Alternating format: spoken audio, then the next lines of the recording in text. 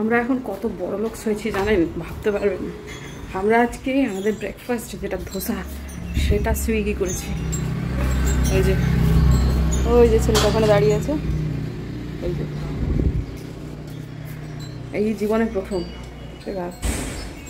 আসলে ব্যাপারটা হচ্ছে ধোসা তো আমার নেই, যেটা ছিল শাশুড়ি মার আমলে। হঠাৎ করে মেয়ের আমার ইচ্ছা হচ্ছে আজকে মা ব্রেকফাস্টে ধোসা, কি আর করা যাবে, তখন তো আর এগুলো ছাড়া উপায় নেই। ঠিক আছে চলো, বাইরে এসে বেরোবে না, প্রচণ্ড রোদ্দুর, মা বেরোনো যাবে না, মানে বকলমে আর কি, ওই আর কি ইয়ে করো, কিছু একটা ব্যবস্থা করো ওইভাবে অনলাইনে। তো হলো আর কি, ঠিক আছে, একটা অভিজ্ঞতা, মন্দ কিছু না, এরকম হতেই পারে এক দিন। তো আপাতত খেয়ে দেখি কেমন হলো। আন্না কা দোকানের ধোসা, আন্না কা দোকান কা ধোসা। এই যে তিনটি, এখন এর মধ্যে কোনটা যে মশলা ধোসা সেটা বুঝতে পারছি না। একটা আমার শ্বশুরের, দুটো আমাদের। মশলা ধোসা হচ্ছে আমার শ্বশুরমশাই, আমাদের দুজনের প্লেন ধোসা। কিন্তু উপর থেকে দেখে ঠিক ঠাউর করা যাচ্ছে না যে কোনটা প্লেন আর কোনটা মশলা। প্যাকেজিংটা মন্দ না, যা দাম নিয়েছে সে আন্দাজে যথেষ্ট ভালো প্যাকেজিং, খুব একটা এক্সপেন্সিভ নয় আসল কথাটা। খুলে নিই, এক হাতে পাচ্ছি নি। এইটা মশলা আর এই দুটো, মানে প্রথম যেটা খুলেছি সেটাই মশলা, এই দুটো হচ্ছে প্লেন। আর আমার শ্বশুরমশাই একটা ধোসা খেতে চান না, মাথার যন্ত্রণা করে এসবগুলো, কিন্তু আজকে বললো দিচ্ছিস দে, খুব খেতে ইচ্ছা করছে। মানে আবার মেয়ে বলবার পরপরই দাদু আজকে না ধোসা খাবো, হ্যাঁ তাহলে দে, আমারও খেতে ইচ্ছা করছে, তাই দেওয়া হয়েছে। আশা করছি কিছু হবে না। খেতে একদমই ভালো না, পয়সা নষ্ট। পরিমাণটা মানে নর্মাল আমরা হাতিমোড়াতে যে ধোসা খাই সেটা এর থেকে 50 গুণ ভালো, একদমই ভালো নয়। প্যাকেজিংটাই সুন্দর, কম পয়সা ওয়েস্ট হয়ে গেল। খুঁতখুত করছে মনটা, এবার বিরক্ত লাগছে। এই ঘরটাকে কেন্দ্র করে মোটামুটি 7খানা পর্দা আছে। মামুন যে জানলাটা মুছছে সেখানে দুটো, এই দরজায় একটা, আর বাইরের দিকে দরজাতে 4টে, সর্বসাকুল্যে 7টা। সেগুলো মেশিনে দিয়ে দিয়েছি। আমাদের যেটা হয় সেটা হচ্ছে পর্দা কাচার পর মেশিনেই কাচা হয়, সিনথেটিক পর্দা যেহেতু, সেগুলো ছাদে মেলা হয় না, একবারে টাঙিয়ে দেওয়া হয়। ওগুলো ঝুলেই থাকে, শুকিয়ে যায় কিছুক্ষণের মধ্যে। তো আমার বাড়িতে এই যে শীতের সময় যে লেপটা কেনা হয়েছিল সেটা না এখনও পড়ে আছে, সেটাকে ঢোকাতে হবে এবং আজকেই সেটাকে আমি ডিভানেতে ঢুকিয়ে দেবো। তো যে ব্যাগটা লেপের সাথে দিয়েছে সে ব্যাগটা ভীষণ ভালো, তো সেই ব্যাগটাতে করেই ভরলাম। কালকে অ্যামাজনেতে আরও কিছু জিনিসপত্র আসবে যাতে করে আমি বাদবাকি শীতের জিনিসগুলোকেও ভরে দিতে পারি। এই যে ডিভানটার ভেতরেতে ইঁদুরের উৎপাত হয়েছিল, সেই ইঁদুরকে তাড়ানো হয়েছে, বকলমে মারা হয়েছে। তো এখন সেই যে ব্যাগটা সেটাতে এত জিনিসপত্র ছিল, মানে এই যেটাতে এখন আমি লেপটা ভরালাম, গরমকালে যে জিনিসগুলো লাগে সেই জিনিসগুলো কিন্তু এটার মধ্যেই ভরা ছিল। তো সেগুলো তো এখন টুকটাক এদিক ওদিক লাগবে, তবে সবটা লাগবে না, ভরে রাখবো কিছু। তো আমার শ্বশুরমশাই আজকে একটু বাইরে গিয়েছিলেন হচ্ছে একটু ব্যাংকে, আদিত্যকে সাথে নিয়ে। তো আমি এই জায়গাটা খেয়াল করছি, মাটি ঘাটছিলাম, তো আমার এই দিকটায় মুখের দিকে একটু মাটি লেগে কালো হয়ে রয়েছে। তো যাই হোক, এই যে হয়ে গেছে মোটামুটি, যা যা ঢোকানো সেগুলো ঢুকিয়ে ফেলেছি। আর এই জিনিসগুলোকে ভেতরে ভরতে হবে, যে জঘন্য লাগছে। কালকে জিনিসগুলো আসলে অ্যামাজনে সেগুলো সব ভরে শীতের জিনিসপত্রগুলো পাঠিয়ে দেবো। এখন আর যদি একটা ভালো রকম ঝড় বৃষ্টি হয়, আবার এই শীতের জিনিসগুলোকে আমাদের মনে হবে যে একটু হলে হতো, গরম ঠান্ডা লাগছে আর কি, গায়ে একটু চাপা দিলে হতো, শিলিগুড়ির আবহাওয়া যেরকম হয়ে থাকে। কিন্তু না, এগুলো চোখের সামনে থাকলেই আবার গায়ে দিতে ইচ্ছে করবে, সেজন্য সমস্ত কিছু ভেতরে ভরে দেবো। তো আমি কয়েকটা জিনিস প্রথমে ভাবলাম যে চানটা করে নিই, তারপর মনে হলো যে না, চান করবো না এখন আপাতত, আমি গাছগুলোকে লাগিয়ে নিই। তো আমি তো কয়েকদিন আগে সারের মাটি দিয়েইছিলাম, মাটিগুলো খুব ভালো আছে, সুতরাং নতুন করে আর মাটি অ্যাড করছি না। যে টবের মাটি ছিল তার মধ্যেই গাছের যে গোড়ার মাটি সেটা সমেত আমি একটু গাছটা লাগিয়ে দিচ্ছি। প্রথমে লাগিয়ে দিচ্ছি বেলি ফুলের গাছটা, তারপর লাগাবো হচ্ছে কালকে কিনলাম অ্যাডেনিয়াম, সেটা। তো ওইটাকে আমি ওই নীল টবটাতে সেটাতেই লাগাবো। প্রথম কথা যে নীল টবটা হচ্ছে মোটামুটি 10 ইঞ্চির টব। এখন যেটাতে বেলি ফুল লাগাচ্ছি সেটা তো 6 ইঞ্চির, অতটুকুতে না অ্যাডেনিয়ামের পক্ষে একটু মুশকিল। কিন্তু আমি বুঝতে পারছি না যে এইটা আমার বারান্দায় কতদূর ভালো হবে অ্যাডেনিয়ামটা, কারণ রোদ্দুর লাগে তো ভীষণ বেশি পরিমাণ। তো আদৌ আমার মনে হচ্ছে না যে এটা বারান্দায় খুব একটা ভালো রেজাল্ট দেবে, অন্তত যে জায়গায় রাখবো ভেবেছি, কারণ যে জায়গায় রাখবো সেখানে পূবের রোদ্দুর পশ্চিমের রোদ্দুর দুটোই পাওয়ার কথা, সেই ভেবেই রাখবো। কিন্তু পরে মনে হলো যে জবা গাছগুলো এমন ঝাঁকড়া হয়ে গেছে যে পশ্চিমের রোদ্দুরটা পাওয়াটা একটু চাপ এটার পক্ষে। কিন্তু তবুও যদি তার মধ্যেও হয় তাহলে ভালো কথা।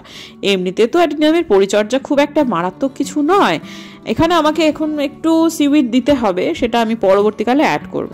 তো আর একটু যদি নিমখোল দিয়ে দিতে পারতাম তো ভালোই হতো। তো ঠিক আছে, যা আছে, এটা তো পুরোপুরি কম্পোস্ট মাটি, এর মধ্যেই রয়েছে আপনার সর্ষের খোল, গোবর সার, কম্পোস্ট সবই রয়েছে, তা গার্ডেন সয়েলও রয়েছে, কাজেই হয়ে যাবে, অসুবিধা হবে না। কিছুদিন পর এগুলোকে অ্যাড করতে হবে। তো এই যে এতটা মাটি, এই মাটিগুলোকে নিয়ে এখন আবার আমি ছাদেতে রেখে আসবো।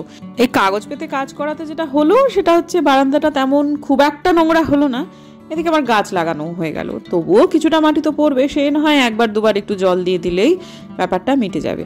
তো এখন গাছ, আমি যে আগের দিনও বলেছিলাম নিজের ডিসিশনে গাছে একেবারে মাটি সই করে দেওয়াতে জল যতক্ষণ না পর্যন্ত পুরোপুরি টেনে নিচ্ছে, আমাকে এক একটা টব ধরে ধরে দাঁড়িয়ে থাকতে হচ্ছে।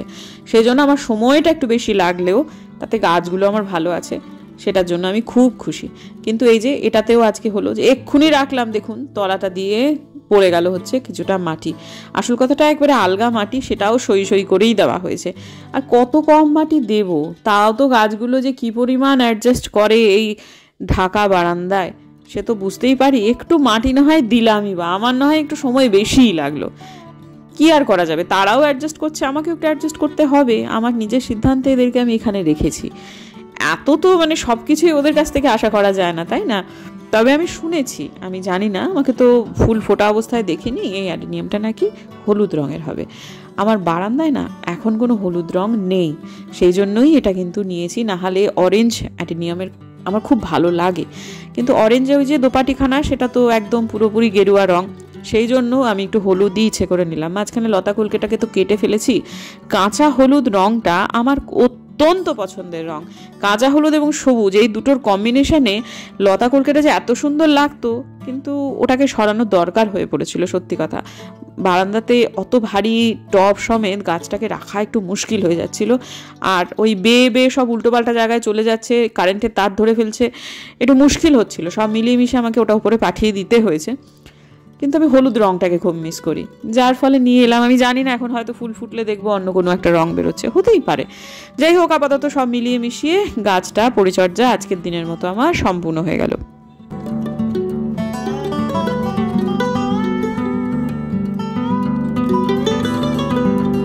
মাঝখানে ছাদে উঠেছিলাম, একটা খুব ভালো খবর আপনাদের পরে দেব, কিন্তু মনটা ভালোই ছিল। তারপরে আর কি ওই বোধিসত্ত্ব বাবুর মানে এত ক্রুদ্ধ হয়ে গেলেন কিছু কিছু ব্যাপারে, সেটা আমার মনটা আবার খারাপও হয়ে গেল আর কি। তো যাই হোক, কি আর করব, মেয়েকে তো আমার তার নির্দিষ্ট জায়গায় পৌঁছে দিতেই হবে, অর্থাৎ টিউশনের সেখানে। মানে পৃথিবীতে না এখন সব কিছু একদিকে, আমার মেয়ের পড়াশুনোটা সম্পূর্ণ আলাদা দিকে আর কি, সম্পূর্ণ ভিন্ন দিকে। ক্লাস 12 তো, এবার হয় করো নাহলে মরো, একটা এরকম একটা বছর।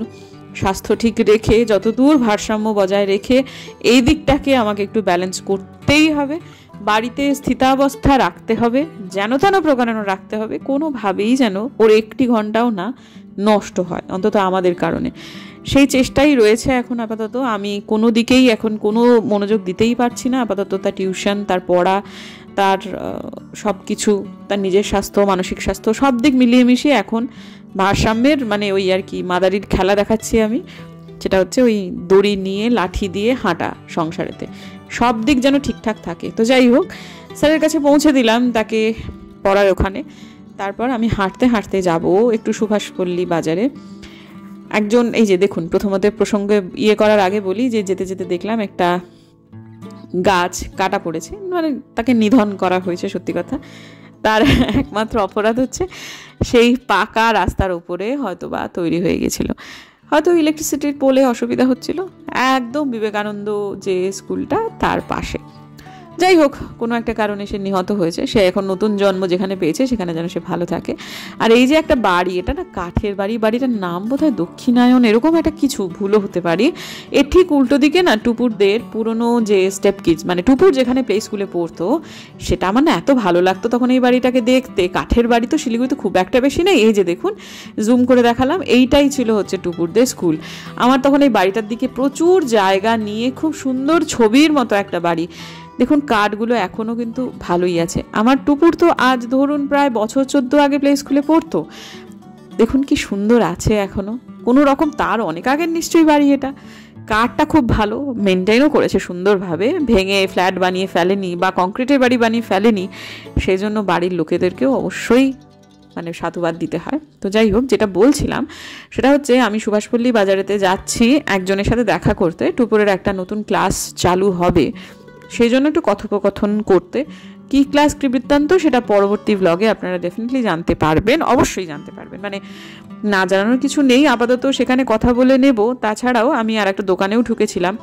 আমি যখন মানে আমাদের হাওড়াতে ওই নাইটিগুলো কিনছিলাম, সেই ব্লগেতে একজন দিদি কমেন্ট করেছিলেন, এখান থেকে তুমি কিনছো তো তুমি বুঝবে জিনিসগুলো ভালো না, মানে মধ্যে কথা আমি ঠকবো। বাস্তবেই ঠকেছি বন্ধুরা, জানেন, মানে নাইটিগুলো এত বাজে, 3টের মধ্যে 2টো একদম বাজে, একটা তবু যা হোক ভালো বেরিয়েছে, 2টো একদমই বাজে। মানে সেলাইগুলো খুবই খারাপ বেরিয়েছে, তাছাড়াও রং উঠে যাচ্ছে, কাপড়ের পুরো পিওর কটন না, অথচ হাতে ধরে তখন আমার পিওর কটনই মনে হয়েছিল। ব্যাপারটা এটাই যে হাওড়া কলকাতা সত্যি সত্যি অনেক সস্তায় অনেক ভালো জিনিস পাওয়া যায়, কিন্তু আমি নিজে যদি মূর্খ হতে চাই, আমি যদি মানে কপালে লিখে বেরোই যে আমাকে ঠকাও, তাহলে তো মানুষ আমাকে ঠকাবেই। এক্ষেত্রে কারোর দোষ নেই, আমি সব ঘুলিয়ে মিলিয়ে একাকার করছি না, সব জায়গাতেই ভালো মন্দ সব রকমই লোক থাকে। আমার অনভিজ্ঞতার ফলে আমি ভুলভাল জায়গায় গিয়ে জিনিসপত্র কেনার ফলে আমি ঠকেছি, এটা কিন্তু ঘটনা। ঠিকঠাক জায়গায় এরপর গেলে আমি সত্যি সত্যি ঠকবো না। তবে আপাতত শিলিগুড়ি থেকেই আমাকে ওদের জন্য একটা ভালো কিছু কিনে দিতে হবে। তো একটা দোকানেতে ঢুকেছিলাম, সেখানে আমার এক সাবস্ক্রাইবার বোনের সঙ্গে দেখা হয়েছে, আমার খুব ভালো লেগেছে।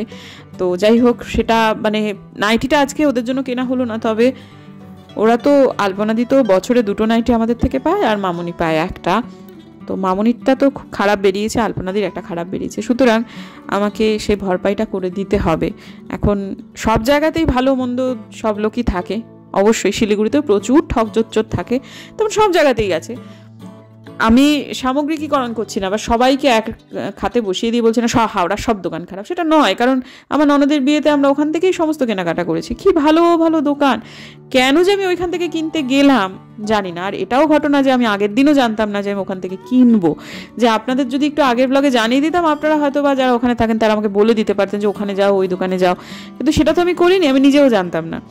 তো যাই হোক, এরপরে যদি ওই সব জায়গায় কিনতে যাই তাহলে আমাকে একটু জানিয়ে দেবেন এই ব্লগের কমেন্টে যে কোন দোকানে গেলে বা কোন অঞ্চলে দোকানগুলোতে গেলে আমি ঠকবো না। কারণ আমি জানি যে হাওড়াতে ভালো জিনিস পাওয়া যায়, আর সবসময় মঙ্গলাহাটে যাওয়াটাও আমার পক্ষে সম্ভব না, কারণ ও তো নির্দিষ্ট 2টো দিনের হাট বসে।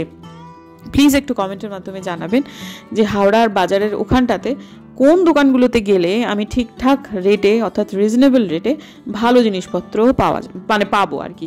আর যদি হাটের দিন হয় তাহলে তো কোনো কথাই নেই, কিন্তু হাটের দিন না হলে আমি কি করব।